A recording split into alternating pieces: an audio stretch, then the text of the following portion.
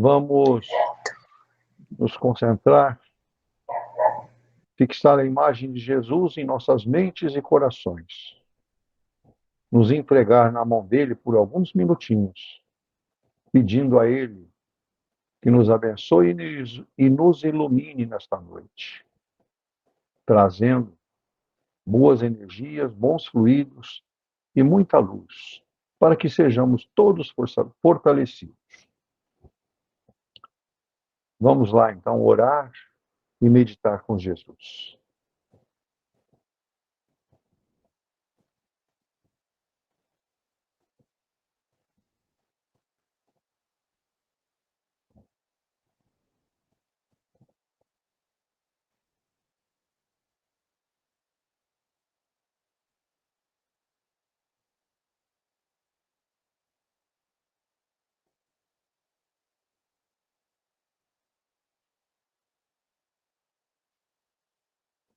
Muito bom. Nossa gratidão também a Dr. Bezerra de Menezes e toda a sua equipe que nos assiste neste momento, que nos traz as energias que Jesus tem reservadas a todos nós. Que todos sejam abençoados, iluminados neste momento e que possamos tirar bons proveitos do nosso estudo de hoje. Que assim seja. Muito bem. Hoje nós vamos iniciar o capítulo 18 do Evangelho segundo o Espiritismo. Este capítulo 18 tem o título Muitos os chamados e poucos os escolhidos. E a nossa lição de hoje, nós vamos falar sobre o item 1 e item 2, que tem o subtítulo de A Parábola do Festim de Núpcias. Eu vou ler o item 1 para que a gente possa entender um pouco do que nós vamos falar hoje. Então, nos diz assim: Jesus, falando ainda por parábolas, lhes disse: O reino dos céus é semelhante a um rei que, querendo realizar as núpcias de seu filho, enviou seus servidores para chamar às núpcias aqueles que foram convidados. Mas eles se recusaram a vir. Ele enviou ainda outros servidores com ordem de dizer de sua parte aos convidados: Eu preparei o meu jantar, fiz matar meus bois e tudo o que havia feito cevar. Tudo está preparado. Vinde às núpcias. Mas eles não se preocuparam e se foram, um à sua casa de campo, o outro ao seu negócio. Os outros se apoderaram de seus servidores e os mataram após lhes ter feito vários ultrajes. O rei, tendo sabido disso, se encheu de cólera e, tendo enviado seus exércitos, exterminou esses homicidas e queimou a sua cidade. Então ele disse aos seus servidores: O festim de núpcias está todo preparado, mas aqueles que haviam sido chamados dele não foram dignos. E depois, nas encruzilhadas, e chamai para as núpcias todos aqueles que encontrardes. Seus servidores, indo então pelas ruas, reuniram todos aqueles que encontraram, bons e maus, e a sala de núpcias ficou cheia de pessoas que se sentaram à mesa. O rei entrou em seguida para ver aqueles que estavam à mesa, e tendo notado um homem que não estava com a roupa nupcial, lhe disse: Meu amigo, como entrastes aqui sem ter a roupa nupcial? E este homem permaneceu mudo. Então o rei disse aos seus servos: Atai-lhe as mãos e os pés e lançai-o nas trevas exteriores. Aí haverá pranto e ranger de dentes, porque há muitos chamados e poucos escolhidos. São Mateus, capítulo 22, versículos de 1 a 14. Muito bem. Vou passar a palavra ao nosso irmão Davidson, que nos trará umas explicações melhores sobre esta parábola. Davidson, tem a palavra. Vamos lá. Uma excelente noite para todos. Olha, esse tema continua na sequência da necessidade de reforma íntima. Bodas é o nome de celebração das festas de casamento, sejam elas no civil ou religioso. As bodas são comemoradas todos os anos e a cada ano recebe um significado e uma denominação diferente. Por exemplo, o termo boda se originou a partir do latim vota, que significa promessa. Olha a profundidade, promessa. Quando a gente pega essas alegorias, podemos dizer, essas analogias, a gente tem que prestar atenção. Então, temos boda significa promessa. O termo núpcia significa união, união conjugal, união. Portanto, nós estamos com duas palavras-chave aí: promessa e união. Tudo bem? União conjugal, a núpcia. O desejo de comemorar anos casados, é importante comentar isso, virou uma tradição. E teve início, sobretudo, na Alemanha, durante a Idade Média. É muito importante nos dias atuais, vocês vão perceber no desenrolar dos estudos, porque estão atacando a família, estão querendo romper com a família. Tanto as mídias tradicionais, se a gente prestar atenção, líderes, cantores, artistas, músicas. Não estou nem entrando nos punks cariocas, que aquilo é fim do mundo.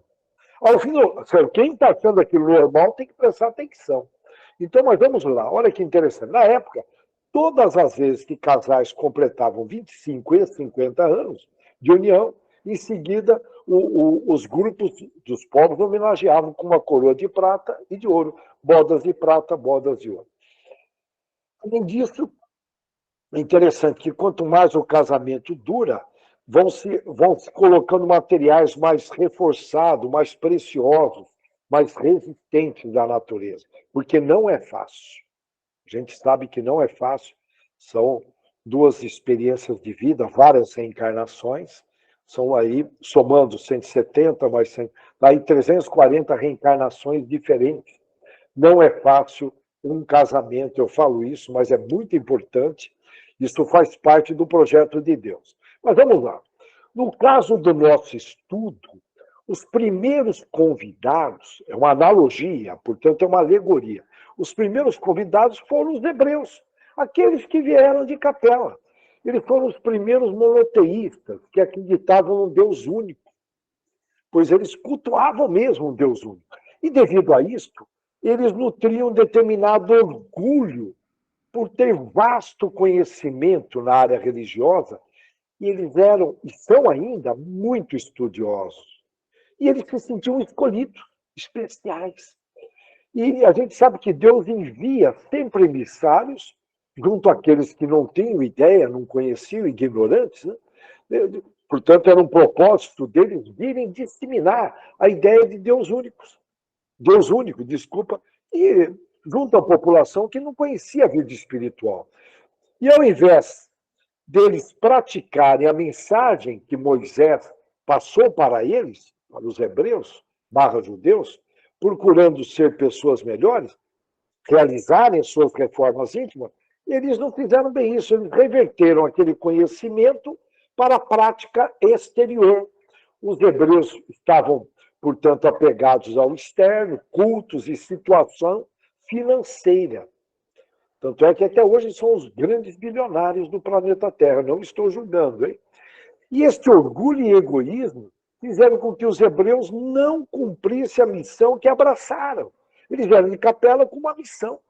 Exilados de Capela, por sinal. Eles estavam atrapalhando em Capela. Vieram, Deus deu essa oportunidade, essa misericórdia, e aqueles não cumpriram. Por isso que a árvore evangélica foi transferida para o Brasil. Nós temos essa missão. E o risco da gente falhar é muito grande. É muito grande. Que as pessoas começam a estudar em todos os meios. Protestantes, católicos, espíritas, começa a subir na cabeça. Opa, o negócio é um perigo, orgulho, orgulho. Bom, enfim, esses convidados foram os hebreus, fazendo uma alegoria. Tá? E aí, esta festa nupcial é o reino de Deus. E é importante a gente entender. E naquela época, ou mesmo na atual, a comunidade valorizava muito a aparência. Quando foram convidados, os hebreus disseram, não vou. Tipo, eu não vou cumprir o que eu prometi. É mais ou menos isso. Ok? Mais ou menos não, é isso. Não quero. Esta peça, alegoricamente, se tratava e se trata do reino de Deus. Eles foram os primeiros convidados a entrar, porque eles tinham uma teoria vasta. Mas, na prática, não conseguiram entrar no reino de Deus. Ok? Tá? Eu já estou traduzindo aquela linguagem curta que não é fácil entender, que o nosso amigo Dante Mar leu. Então, o rei, diante desta recusa, o rei, lá na alegoria do texto, manda buscar os hebreus, no bom sentido, persistindo muito no convite. Persistindo, é muito importante, vocês foram preparados, entre aspas, mas o orgulho e o egoísmo atrapalhou. E os hebreus mataram os servos que o rei mandou. E esse matar os servos que o rei mandou, essa violência, é uma alusão a alguns profetas, tudo bem, é uma alusão, alguns profetas que Deus enviou, trazendo alertas, orientações, e que eles foram assassinados naquela época, que divergiam de pontos religiosos. Era uma outra época, né? Época de muita violência. Então o rei abre o convite para todos. Pode convidar a todos. Isso significa, numa outra linguagem, a expansão do cristianismo. O rei abre o convite para todos. É muito importante, eu estou repetindo isso, porque significa a expansão do cristianismo. Não estava somente reservado lá para os hebreus, chamando todos os povos. Mas, para participar dessa bodas, essa comemoração, tem de ter algo a mais, que é a tal da veste adequada, a veste. Vamos entender o que é essa veste nupcial. Nessa linha de raciocínio, nesse caso, as vestes são o perispírito do espírito, que é a roupagem do espírito. Aqui eu não sei se todos são espíritas, mas de uma forma bem simplificada, hein? Por favor, nós temos o espírito, o perispírito e o corpo físico. Ok? O perispírito é a vestimenta do espírito. E no perispírito está gravado tudo que nós fizemos no passado, nas vidas anteriores, desde pensamentos, sentimentos, falas e ações. Não escapa nada. Se os homens já estão desenvolvendo um computador quântico, há bilhões de anos, que o universo foi construído, já tem esse perispírito gravado, fica ali gravado. E os espíritos elevados, só de bater o olho, já sabe o teu passadão, irmão. Não dá para enganar. Sabe, não dá para enganar com aquele sorrisinho simpático, aquela cara de boa gente. Ali ninguém engana. Como a gente vê muita gente falsa aí nesse mundão aberto da prova e expiação. Sabe aquela carinha, aquela vozinha, sabe aquela voz mansa? Tem que tomar um cuidado danado, hein? Tem que usar a intuição. Falar, opa, peraí, onde eu estou caindo? Hein? Onde estou caindo? Ali não escapa nada. Então, no perispírito fica gravado tudo que você fez. Quando em uma reunião de esclarecimento espírita, é comum muitas vezes o espírito fala, nossa, ele tem uma luz ao redor dele. Essa luz é a luz do perispírito. Portanto, é um perispírito puro. Esse perispírito entra na festa, que é no reino de Deus. Ele já está no reino de Deus, de uma forma alegórica. Portanto, tem a ver com os registros dessas reencarnações. Em outras palavras, ele emana uma energia, uma energia com uma frequência elevada. Você chega perto do irmão desse, você se sente bem. Já se você chegar perto de uma pessoa que não é do bem, você não se sente bem. Ou a pessoa não está bem naquele momento, você fala, tem alguma coisa errada. Frequência baixa da energia mental que ele está liberando. Quando o rei entra na festa, no texto, Ele entra na festa, ele identifica no ato aquele espírito com o perispírito impuro. E ele solicita no ato a retirada. Mas como esse irmão entrou aqui? Lógico que isso é colocado de uma forma alegoricamente. Ele não deveria estar ali. Tentou enganar, com expressão de bonzinho, enrolou um porteiro. Enrolou um porteiro. Eu me lembro aí de uma série na Globo, Rio de Janeiro, ensinando as malandragens. E tinha lá um tal de Beto Rockefeller, o ator, e ele entrava de costa nas portarias, fingindo que estava saindo. Eu lembro daquela cena, nunca mais esqueci. Ele entrando de costa, o porteiro ali, ele falou, posso dar uma saída, tio? Tio falou, mas o senhor vai sair, volta já? E ele entrava sempre de costas, sabe? Então dá para imaginar. Eu estou aqui fazendo uma correlação com a vida, né? Em resumo, é uma alegoria para nos orientar que para entrar no reino dos céus, deveremos purificar a nossa alma, que nós já estamos aí carecas de saber, que é amar o próximo como como a nós mesmos, o próximo como a si mesmo, e Deus acima de tudo e de todos.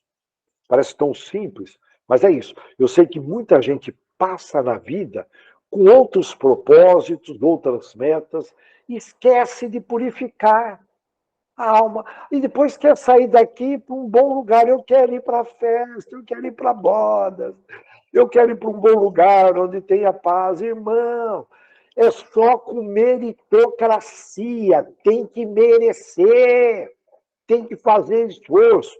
Clareando um pouquinho mais, no caso o perispírito aí, que é a vestimenta do nosso espírito, é a túnica nupcial, é a roupa nupcial para entrar nessa festa, que é o reino de Deus, o reino dos céus. A cada reencarnação, desde que bem aproveitada, sem desperdício de tempo, dentro dos princípios cristãos, a gente vai purificando o nosso perispírito, nós vamos limpando. Lembra que nós comentamos que problemas de saúde são limpezas da alma? Temos que agradecer. Tem muita gente que não agradece um problema de saúde. Lógico que o problema de saúde, na hora que chega no corpo, é porque você dormiu de botina. Né? O ideal seria você ser preventivo. Por exemplo, pessoas que guardam mágoa, procurar perdoar rapidinho, porque senão a mágoa vira aquele probleminha de raspar a cabeça, quimioterapia, aquela coisa toda. Isso já está claro pela ciência. Para um dia a gente poder entrar no reino de Deus. Olha bem, aí eu pergunto, quem daqui está investindo energia para purificar a sua alma? Ah, mas esse cara está viajando, é exagerado, é um espírita fanático. Né? Lógico, essa conversa faz parte. Mas lá na frente a gente vai metabolizando um pouquinho mais isso. Quem são os chamados? Quem são os escolhidos? Só estou reforçando. Lembrando que Deus tem amor igual para com todos os seus filhos. Quando fala escolhido, dá uma impressão de estar ocorrendo uma separação. Não, é que naquele caso os hebreus eram os preparados, entre aspas, pela segunda vez, e a gente tem que considerar que no desenrolar das reencarnações, nós vamos evoluindo de formas diferentes, em tempos diferentes, pois cada um, no seu estado, tem uma interpretação diferente sobre as falas de Jesus, cada um de nós. Eu lembro quando eu li a primeira vez o Evangelho, eu tive uma interpretação. A hora que eu leio hoje é uma outra, daqui 10 anos é uma outra. Significa que nós estamos evoluindo. Isso me faz lembrar uma das minhas filhas que me questionou, que eu tratava ela diferente em relação às outras. Aí eu expliquei, falei, olha, dava a impressão que eu estava doando menos amor para ela. Eu expliquei, falei, não, entre duas pessoas, olha que interessante, olha, ela se achando que eu estava jogando ela para baixo. Entre duas pessoas, é praticamente um organismo vivo. Cada uma das minhas filhas tem aí estágios de evolução diferentes, intelectuais e morais. Então, cada uma que chega, ocorre uma interação com as minhas energias. O meu tratamento não que ele seja diferente, ele sai diferente. Não tem como. A não ser que eu seja falso. Eu expliquei para ela isso. Ela passou a entender. Falei, não que o amor seja diferente, é que são energias. Tem duas irmãs. Chego perto de uma, eu reajo de uma outra. Eu perto da outra, eu reajo de uma outra. Porque existem interações. Por isso que a psicologia moderna fala que a cura está nas relações. Tudo bem? Então, olha, com relação ao nosso estudo, reforçando aqui, não são muitos os chamados. Eu vou reforçar o texto com o maior respeito. Todos são chamados por Deus. Está escrito lá, muitos serão chamados. Não, não são muitos. Todos serão, todos estão sendo chamados por Deus, principalmente nesses novos tempos, para entrar no reino de Deus. E as chances são dadas, as oportunidades desses estudos nossos. Na minha adolescência, minha mãe espírita dizia, filho, vai lá, experimentem no centro espírita, mas nunca insistiu nem forçou. E eu ali, naquele meu livre-arbítrio, não dava devido moral, até que as dores maravilhosas vieram. Eu não conseguia ouvir a voz da minha mãe na adolescência. Aí as dores vieram, eu falei, a minha mãe tinha razão. Eu começava ali, ainda estou nesse trajeto, uma jornada para se Deus, não vou usar se Deus quiser, Ele quer. Se depender do meu esforço, eu botar um pezinho, pelo menos chegar na portaria do reino dos céus.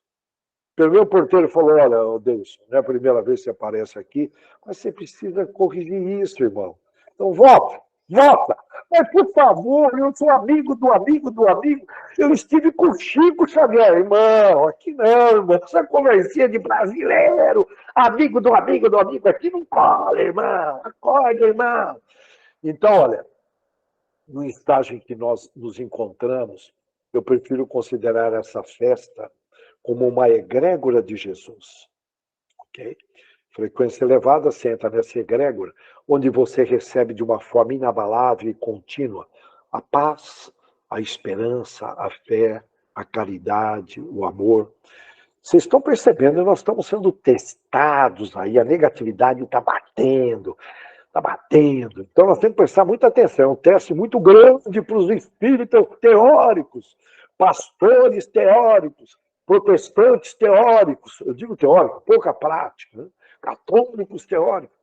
E vamos só repetir: núpcia significa união. Lembrando que em grego, diabolos significa separação, desunião, preconceitos. Veja quantas divisões religiosas e sociais existem hoje no planeta. Dá uma olhada no Oriente Médio. Israel e Hamas, um grupo terrorista. Na sociedade aí, LGBT, que eu não consigo decorar essa sigla, aumentou. Preconceito de classe econômica A, B, C e D. O apartheid americano, eles fizeram a abolição, mas não foi tão inteligente quanto a abolição brasileira. A abolição brasileira ocorreu e o negro, de alguma forma, ele se enturmou, se entrosou nos Estados Unidos, não. Eles foram liberados e até hoje continua o apartheid, a separação. Brigas enormes, discriminação dos dois lados, hein? Dos dois lados. Então, vejam bem, tem ambientes que não aceitam a classe D. Eu estou lembrando de um dono de uma organização, numa cidade pequena, já comentei essa história em vezes anteriores, ele se vestia como um ruralista, uma conga, que era o tênis da época, uma calça pula brejo, camisa sem botão, barba sem fazer, era o dono da empresa. Ele entra num banco e o camarada toca ele, achando que era um morador de rua. Ele fala, aí o gerente vê, bota a mão na cabeça, ele retira todo o dinheiro desse banco, e foi um amigo meu que servidor, né, um amigo meu daqui de Bauru na época, estava trabalhando nessa cidade, esse senhor entra num saco nas costas, eu comentei, esse é um caso interessante, não vou poder citar nomes, e ele vê aquele senhor entrando, ele oferece um café no banco. Ele estava chegando na cidade pequena, e para ele era um morador de rua. E esse senhor coloca aquele saco de dinheiro que ele pediu em cédulas na época, do outro banco, e discriminou ele, ele coloca, ele fala, eu quero abrir uma conta. E ele achava que era reciclagem naquele saco, só Deus sabe. E aí esse senhor falou, olha, falou o sobrenome dele, a cidade, quando falava o sobrenome, tremia. Eu lembro disso como se fosse hoje. Olha, basta ver aí os partidos, que eles não pensam, é muito raro ver um partido pensar no país, eles ficam ali, um ofendendo o outro, ali a gente vê a presença tranquilamente da ausência do bem, esquece o Brasil e fica um querendo derrubar o outro, é uma coisa assim. A gente sente que o nível não está elevado, não está elevado. Com certeza tem muita gente que não vai conseguir entrar na festa, nessa festa de núpcia aqui do Brasil, autoridade. O convite, o chamado, ainda está aberto. esse convite, esperando a tomada de decisão do indeciso. Olha bem, esperando a tomada de decisão do indeciso cristão. Nós temos que tirar mais proveito da vida, que é uma misericórdia divina. A vivência, ela só se torna experiência. A vivência só se torna experiência e que conta ponto, até para limpar o nosso perispírito, se ocorrer muita reflexão. Sem reflexão, ocorre-se o risco de deixar a vida passar em vão. E poucos refletem o suficiente, poucos param para pensar. Não sei se é uma preguiça latina, mas poucos. Estou falando do Brasil, mas não é só no Brasil, é no mundo. Essa linha de raciocínio nos ajuda a entender algumas universidades que defendem que a maior parte da comunidade está adormecida e facilmente manipulada, facilmente comandada. A ausência do bem deita e rola nesse planetão, desde um programinha de televisão, aí vai, com inserções e o povão, porque não para prestar atenção, não presta. E é perceptível que uma boa parte da população está numa zona de neutralidade. Numa linguagem popular, estão em cima do muro. Portanto, sem reflexão e neutro. É lógico que existe aí uma relação entre refletir e não tomar decisões. Eu vou mergulhar no bem, eu vou ficar aqui. Como que vai? Como que vai ser isso? A vida ela vai propiciando um bocado de situações para a gente decidir. É na tomada de decisão que o indivíduo mostra os seus desenvolvimentos intelectuais e morais. Em cima do muro é uma zona de conforto. Mas ela não dura para sempre. Tais são as pressões naturais do dia a dia e o convite para a gente sair daqui num dado momento. E aí? É compreensível querer ficar nessa zona confortável, pois as forças da nossa sociedade estimulam a buscar cada vez mais conforto. Cada vez mais conforto. Já já nós vamos ter um robozinho, por favor, faça isso, faça aquilo. Tanto é que as pessoas têm que ir para a academia para mexer com o corpinho. Lógico, eles vão com outros propósitos também.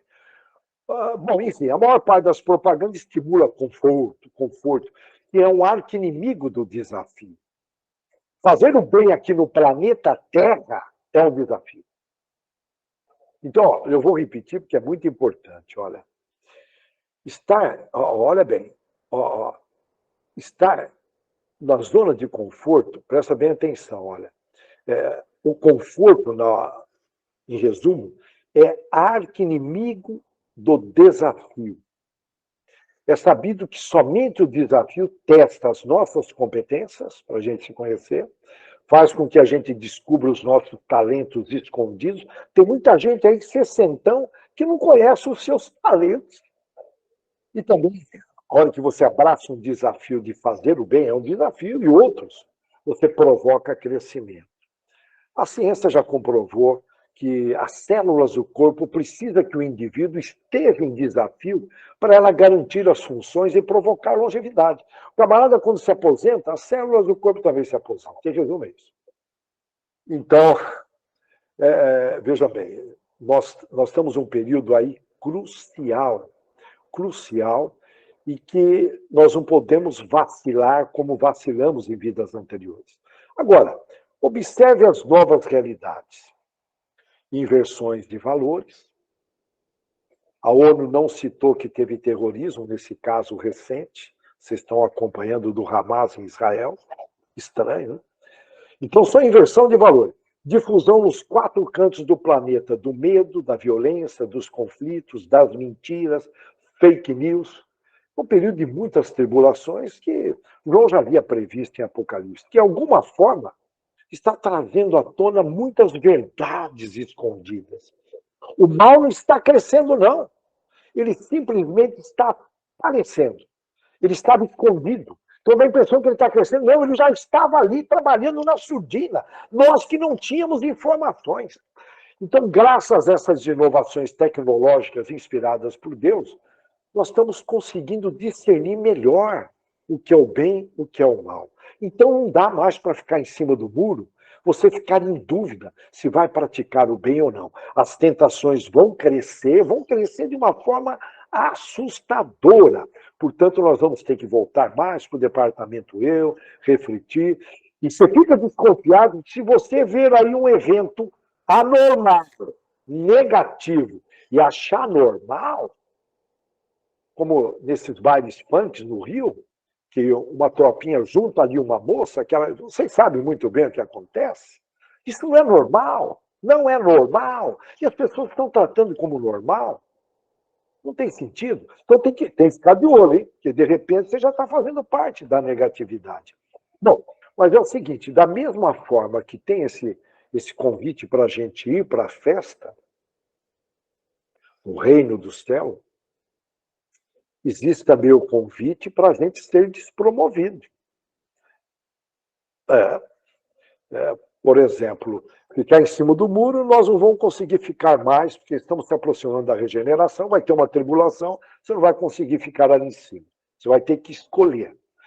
Então, precisa tomar muito cuidado, porque o convite, tudo bem, olha, se nós vacilarmos aí nessa escolha, em pequenos detalhes, riscos de nós virmos aí para planetas atrasados, primitivos, portanto, é uma despromoção. Bom, em resumo, todos nós estamos sendo chamados para nos tornarmos cristãos verdadeiros, não importa a religião, na prática. Lembra, estudando o homem de bem, nós estudamos aqui.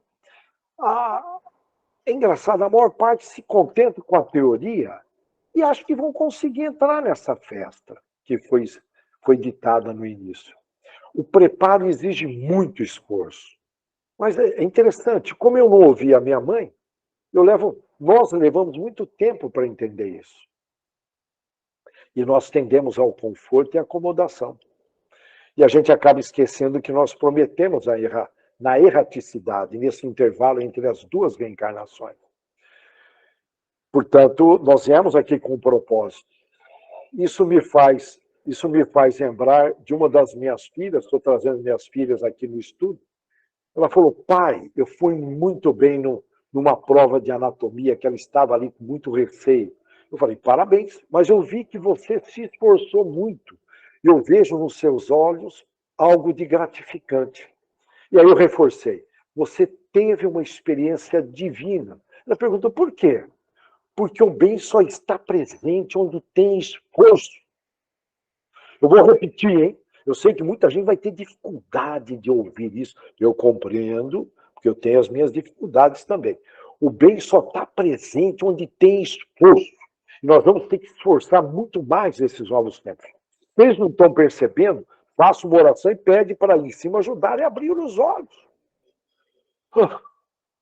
As exigências para participar dessa festa, dessa egrégora, são as virtudes que estão na fala de Jesus, quando ele diz, eu sou o caminho, a verdade e a vida.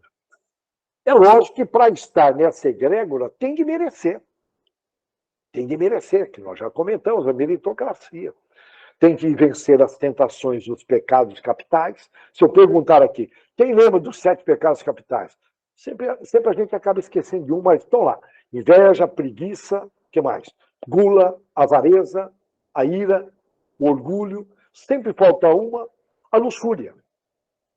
Nós temos que ficar de olho, que vão aumentar as tentações em cima disso. Tem de ser um vencedor de si mesmo. Tem de obter a liberdade de controlar os seus desejos. E se você não consegue controlar os seus desejos, fica tranquilo que alguém vai controlar.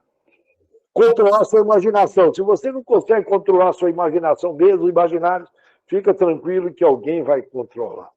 Controlar a sua memória, que fica ali recordando o passado negativo. Você não consegue controlar a sua memória, fique tranquilo que alguém vai controlar a sua memória. Se você não consegue controlar a sua vontade, irmão, fica tranquilo. Vocês me entendem, eu estou aqui, olha, esse tranquilo não é bem no sentido tranquilo. Alguém vai controlar a sua vontade. Isso é muito comum acontecer nos 4 cantos do planeta. E aí deixa uma pergunta aqui. Você merece estar nessa festa de Deus hoje? Uma pergunta para a gente internalizar, levar para casa, refletir, e dá tempo. Opa, essa festa, a festa está acontecendo, o convite está aberto, nós já comentamos isso. E nós sabemos que fora dessa egrégora que nós devemos caminhar, nós oscilamos entre ansiedade, depressão, síndromes, transtorno de déficit de atenção, hiperatividade, essas coisas todas aí do mundo moderninho, ausência de paz, medo exagerado que acaba virando uma fobia, sentimentos de baixa frequência. O próprio evangelho que nós estamos estudando aqui, ele traz a receita para nós, ou melhor, ele traz como obter este convite. E nós temos que agradecer, porque vamos lembrar, até o ano 400 depois de Cristo, o cristianismo foi perseguido pelo Império Romano. Gosto sempre de lembrar de alguns casos, né, que pessoas viraram, mas o tempo está estourando, né, viraram fogueiras humanas. O próprio Jean Rus, que foi o nosso Allan Kardec, virou. Ele era da igreja, ele era. Bom, mas aí eu não vou, já estava no período aí já da Inquisição. Enfim, sempre já é um outro, desculpa, já é um outro bate-papo. Portanto, e as perseguições continuam. Agora, onde nós estamos aqui, graças a Deus, nós temos a liberdade de praticar o cristianismo plenamente. Talvez seja por ter tanta liberdade, a gente não tem tanta vontade quanto alguns cristãos que estão sem da bandeira na Coreia do Norte, não sei como sobreviveram, ou mesmo na China, em alguns países que não são democráticos, países que perseguem. Então nós temos essa liberdade de poder conseguir esse convite. Então, olha, depende de nós. E as oportunidades aparecem, e muitas vezes a gente acaba desperdiçando por não estar atento, não estar focando em obter esse convite para entrar nessa festa. Bom, eu vou deixar só um recadinho que está em cima do horário. Se nós praticarmos 80% do que a gente vem comentando nesses últimos estudos, eu estou para dizer que a portaria ali vai até aceitar, porque o teu perispírito já vai estar. Eu estou aqui exagerando no número, hein? Se você cumprir 80%, eu não sei quanto tempo eles deixam você na festa. Mas eu estou aqui, por favor, trabalhando com a minha imaginação. Se você cumprir, vou melhorar o meu diálogo. Se você cumprir 80% do que a gente vem falando, por volta de 80%, você é um forte candidato para entrar no reino dos céus. Opa! Porque existem várias, podemos dizer, várias classificações nesse reino. Então depende de nós. Eu só queria deixar aqui um artigo, eu vou procurar ler bem rapidinho. Olha, é um texto que veio até as minhas mãos pela mídia e não aparece o nome do autor, mas é um texto muito bonito. E essa pessoa pergunta, mestre, o que é veneno? E ele responde, qualquer coisa além do que precisamos. Pode ser poder, preguiça, comida, ego, ambição, medo, raiva, ou o que for. E aí essa pessoa responde, o medo é não aceitação da incerteza. Se aceitarmos a incerteza, ela se torna uma aventura. Aí ele pergunta, o que é a inveja? A inveja é a não aceitação do bem no outro. Se aceitarmos o bem no outro, se torna inspiração. E o que é raiva, mestre? É a não aceitação do que está além do nosso controle. Eu vou repetir. O que é raiva? É a não aceitação do que está além do nosso controle. Se aceitamos, se torna tolerância. E o que é ódio, mestre? É a não aceitação das pessoas como elas são. Olha, eu vou repetir. O que é ódio? É não aceitação das pessoas como elas são. Se aceitamos incondicionalmente, então se torna amor. O que é maturidade espiritual? É quando você para de tentar mudar os outros. Eu vou repetir. O que é maturidade espiritual? É quando você para de tentar mudar os outros e se concentra em mudar a si mesmo. É quando você aceita as pessoas como elas são. É quando você entende que todos estão certos em sua própria perspectiva. É quando você aprende a deixar ir. É quando você é capaz de não ter expectativas em um relacionamento e se doa pelo bem de se doar. Maturidade espiritual é quando você entende que o que você faz para a sua própria paz. É quando você para de provar para o mundo o quão inteligente você é. É quando você não busca a aprovação dos outros. É quando você para de se comparar com os outros. É quando você está em paz consigo mesmo. É quando você para de distinguir entre precisar e querer. Maturidade espiritual é quando você é capaz de deixar ir o seu querer.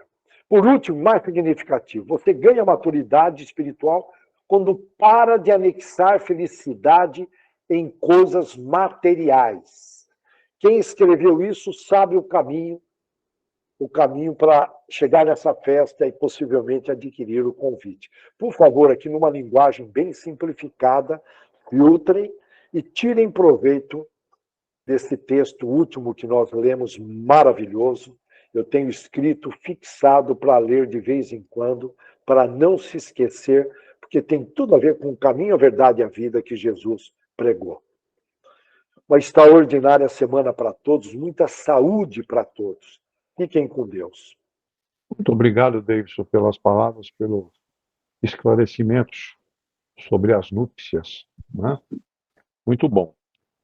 Vamos então passar agora a mensagem do Dr. Deolindo, que nos traz todo o conforto para as nossas dificuldades. André, por favor. Boa noite a todos, né? O título de hoje, né? Muitos chamados, poucos os escolhidos, o subtítulo Parábola do Festim das Núpcias. Muito bem explicado, né, sobre essa parábola, onde fica bem claro que todos são chamados, poucos os escolhidos.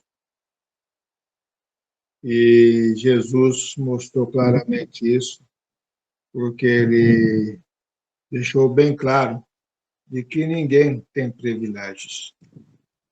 Todos têm por necessidade de buscar o merecimento e assim ser escolhido. E temos nós obrigações diárias assim a cumprir, mediante o nosso processo de aprendizado diário, com as tarefas que a vida nos proporciona e com os relacionamentos dos quais assim vamos estreitando no dia a dia de nossas vidas, onde encontramos seres bons, seres maus, onde encontramos seres simples, seres orgulhosos, presunçosos, e assim sucessivamente. E temos nós que aprender a lidar com todos. Mas, principalmente, temos nós a necessidade de lidarmos com as leis de Deus, para que ela, assim, se faça cada vez mais presente em nossas vidas e possamos nós, assim, trilharmos de uma forma firme e correta dentro desse aprendizado, proporcionando a nós mesmos a cura e a libertação que Deus, assim, e Jesus prometeu a cada um de nós, quando a eles realmente nós encontrássemos de verdade. Ou seja, tivéssemos ele dentro dos nossos corações, dentro das nossas mentes. Tivéssemos eles dentro do nosso caminhar diário para com a vida. E aqui mostra, né, nesse pequeno ensinamento de hoje, falando sobre o povo hebreu, né, povo escolhido, né, como assim foi colocado no Velho Testamento, e que ali foi o primeiro povo a acreditar no Deus único, através do seu líder, ou do seu profeta Moisés, mas que no decorrer do tempo também se perdeu mediante as idolatrias, principalmente a presunção de ser melhor do que os outros. Então, essa parábola mostra claramente de que a festa do festim das núpcias nos céus está aberto para todos. Basta nós nos colocarmos como merecedores. Indifere do que sejamos. O importante é ter as conquistas do bem em nossas vidas, mas principalmente aprender a entender o nosso próximo e também a se autoconhecer melhor para poder estar sempre se posicionando de forma diferente para a sua melhoria própria, porque a sua própria melhoria estará proporcionando com que o próprio mundo da qual habitamos assim também progrida. Então, essa parábola foi muito bem explicada, né? Acho que não ficou dúvidas para ninguém. Muitas coisas se transformassem nesses momentos de luz e de amor, da qual assim temos por necessidade de viver em nosso dia a dia da vida material.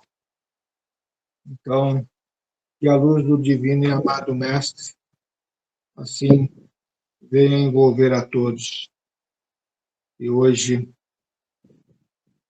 também o nosso dignífico Mestre amado Jesus possa estar a envolver a todos esses nossos irmãos, dos quais assim necessitados se encontram, para que possam eles receber o bálsamo, possam eles receber o lenitivo, a cura, mas também o despertar mediante aos esforços que estarão assim a propagar no dia a dia de vossas vidas, deixando com que essa luz maravilhosa do amor divino se faça presente nos nossos corações, para que estejamos nós a nos alimentarmos de tudo que o Pai tem a nos oferecer.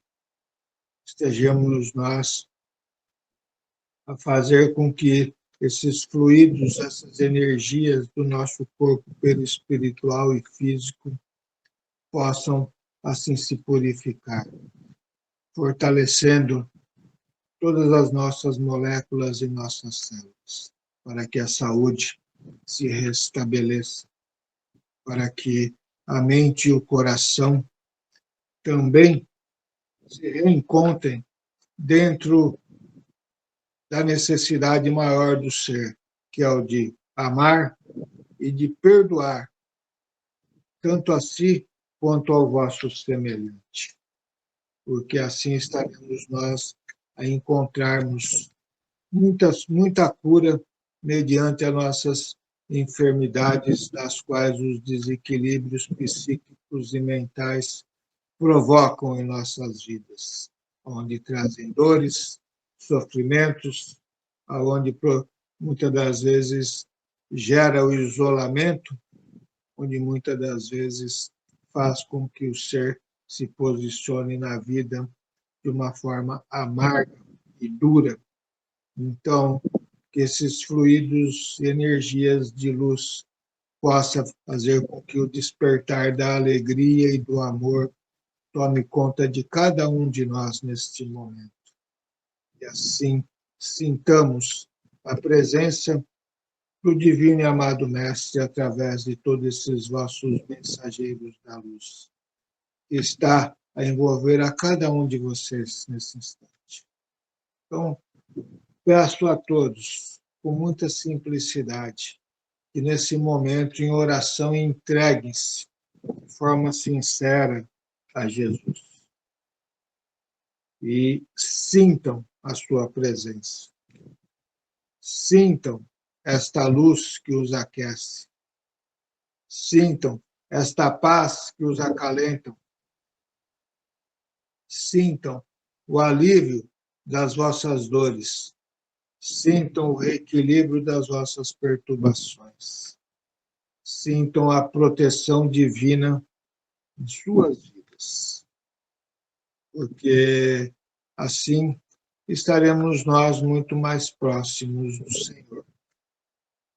Estaremos nós receptivos a tudo que Ele assim tem a nos oferecer. E nos sentiremos melhores, nos sentiremos muito mais felizes para o novo dia que nascerá no amanhã, porque diferente estaremos. Estaremos mais esperançosos, estaremos muito mais tranquilos e amorosos, estaremos muito mais fortalecidos na fé perante o Pai, como também estaremos muito mais determinados a fazer com que as nossas obrigações diárias sejam assim cumpridas com muita dignidade. E a cada momento do qual formos nós testados ou tentados mediante as nossas fraquezas íntimas, possamos recordar dos estudos da noite de hoje, como dos estudos de várias outras noites que tivemos nós a oportunidade de estarmos mais próximos do Senhor e vir a colocar em prática aquilo que necessário se é para que não caiamos novamente nas nossas próprias tentações. Então, assim, Pai, que a tua luz, o teu amor e a tua bondade envolva todos os nossos semelhantes. E possa também envolver a todo esse povo brasileiro, como também a seus dirigentes, mas envolver principalmente essas regiões onde, infelizmente, a brutalidade, através das destruições de guerras e mais guerras, estão a acontecer, para que ali, Pai amado, possam se reencontrarem junto da sua simplicidade, porque perderam a simplicidade. A arrogância se faz presente, Pai. Quando a arrogância se faz presente, é difícil com que vós assim consiga rapidamente acalentá-los. Mas vos rogamos, Pai amado, com que assim possa vir a ocorrer e possa vir o reencontrar da paz, porque muitos estão a sofrer, tanto no mundo físico quanto no mundo espiritual, Pai amado.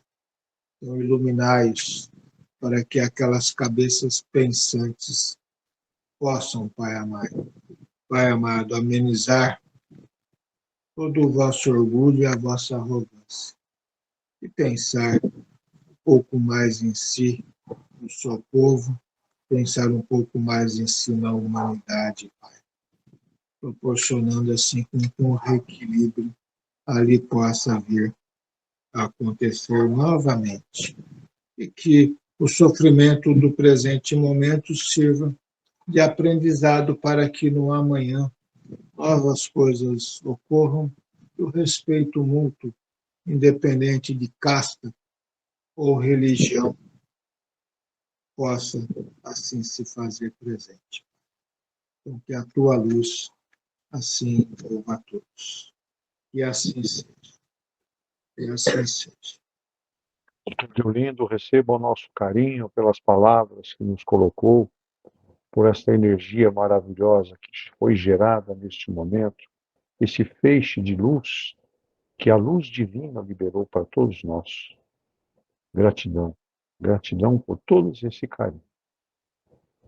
Muito bem, vamos passar então as nossas vibrações da noite, pedindo a Jesus que abençoe e ilumine a todos os nossos irmãos que atravessam dificuldades, que estão com os nomes postados no nosso grupo, grupo de cura, no grupo de estudos, que sejam eles merecedores neste momento desta energia maravilhosa que Jesus disponibilizou a todos nós.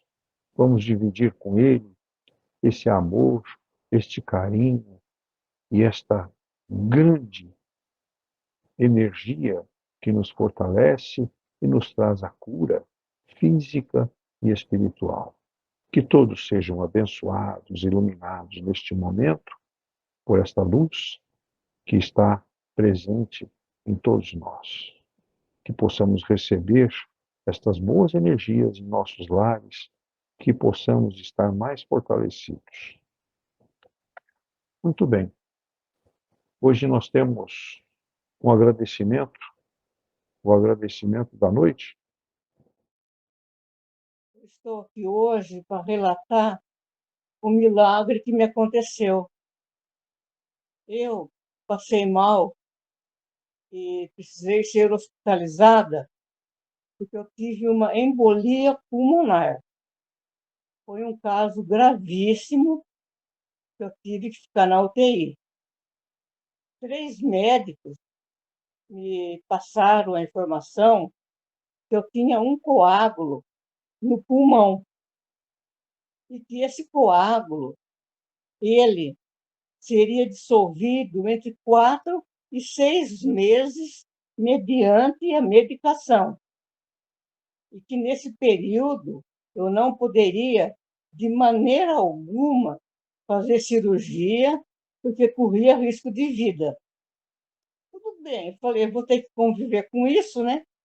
Vamos levar numa boa.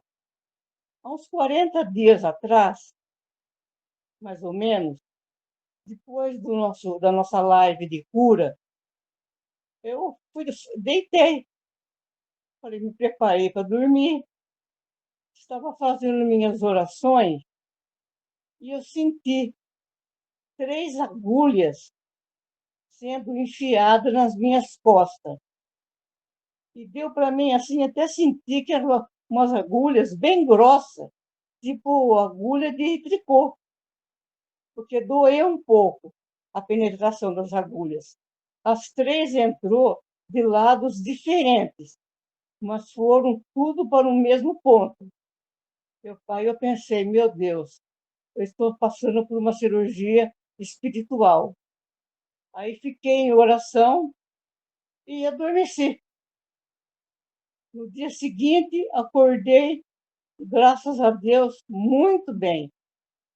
Então, gente, eu agradeço a Deus, agradeço ao Dr. Bezerra de Menezes e toda a equipe médica que me causou esse milagre. Nossa Senhora, vocês nem imaginam a emoção que eu tive quando eu voltei no médico, que eu precisava, que eu passei mal, me fizeram um exame, uma angiotomografia. E vocês nem imaginam o que aconteceu. O resultado, o coágulo desapareceu. Para mim foi um milagre, porque todos os médicos afirmaram que era de 4 a 6 meses. E levou no meu cálculo, foi em menos de 45 dias, 50, o coágulo dissolveu. Isso para mim foi um milagre. Então eu falo para vocês, tenho muita fé nos nossos trabalhos de cura, que realmente a gente recebe. Obrigado, gente. Boa noite. Muito, muito bom, né? Maravilhoso depoimento aí de agradecimento da dona Sueli, e vem nos mostrar que através da fé nós somos capazes. Então, vamos firmar nossos pensamentos, agradecer a Jesus por estas oportunidades que Ele nos coloca, as oportunidades que Ele nos traz, para que a gente possa caminhar, evoluir, ficar mais próximo dele. Gratidão a todos eles, a essa equipe maravilhosa do Dr. Bezerra de Menezes, que está sempre ao nosso lado, nos ajudando, nos atendendo e trazendo a nossa cura. Muito bom. É maravilhosa a nossa reunião desta noite, em agradecimento a estes momentos maravilhosos que tivemos hoje. nós vamos fazer a nossa prece de Cáritas.